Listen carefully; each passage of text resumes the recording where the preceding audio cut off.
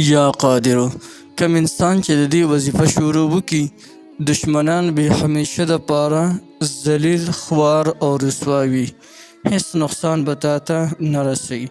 که څه مشکلاتو کې ګیر شوې نو دا وظیفه وکړه، الله جل جلاله به دې هغه مشکلات هوار کړي.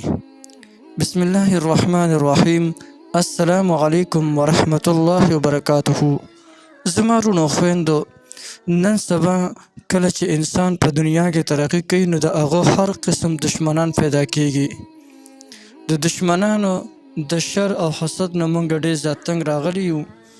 نن د هر قسم دشمن نه د حفاظت او د هر قسم دشمن د ذلیل او رسوا کولو دپاره د الله جل جلاله د اسم د یا قادر وظیفې دغه ذکر تاسو شروع وکړئ.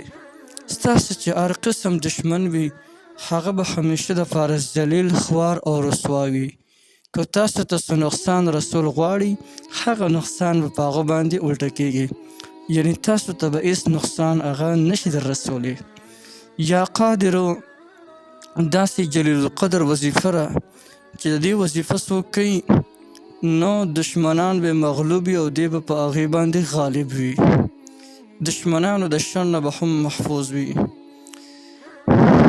او کله کله داسې وشي چې انسان په دنیا کې ترقي کوي نو د ده حاسدین ډېر زیات وي او هغه دوی نشي زغملی چې دې انسان ته دومره عزت الله جل جلاله ولې ورکو، دومره لوی مرتبه ورته رب العالمین څنګه ورکړه.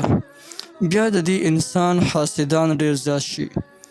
که نن تاسو د دې وظیفې ذکر شروع وکړئ نو د ټولو حاسدینو د لاس خلاص وي، د ټولو زرګونو دشمنان یو طرف ته او د یا قادر وظیفه بل طرف ته، بیا خو د دې پاور ته نشي رسېدلی.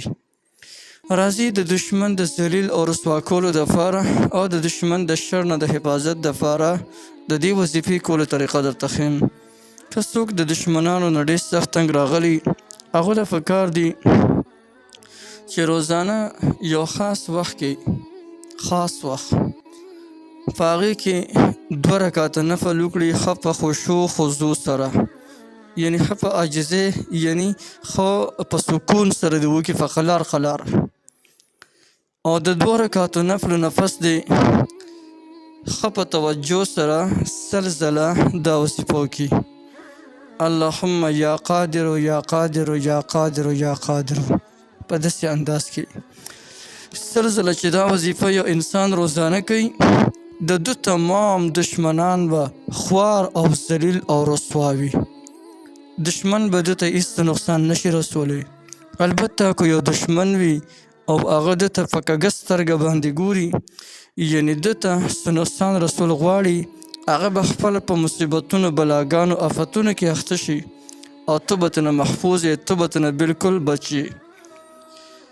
د دې نه علاوه که یو انسان ته سخت وخت په انسان باندې راغلو، داسې سخت وخت راغلو چې د هغې نه خلاصون نه وي، یا یو سخت مشکل د باندې اچانک راغلو، یا داسې وشول چې د ستا سره یو ډېر اهم څیز دی هغه د ستا نه رک شو، لکه غوا درنه ورکه شوله، یا د ستا سره پاسپورټ دی هغه درنه رک شو، یا د نه کارډ رک شو، یا د نه بل یو څیز داسې رک شو چې هغه چې کوم دی اهم څیز وي، هغې پسې ته ډېر زیات پریشان یې، ته وایې زر تر زره دې ماته میلاو شي.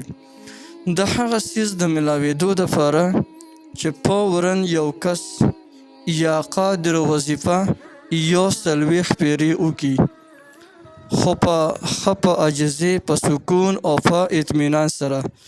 140 پیرې چې کوم انسان د یا قادر وظیفو کې نو هغه څیز به ورته انشاءالله چې زر تر زره میلاو شي. او که هغه څیز ورته میلاو نه شو نو ښه په سکون باندې به ورته د هغه مزیدار یو ښایسته نعم البدل میلاو شي.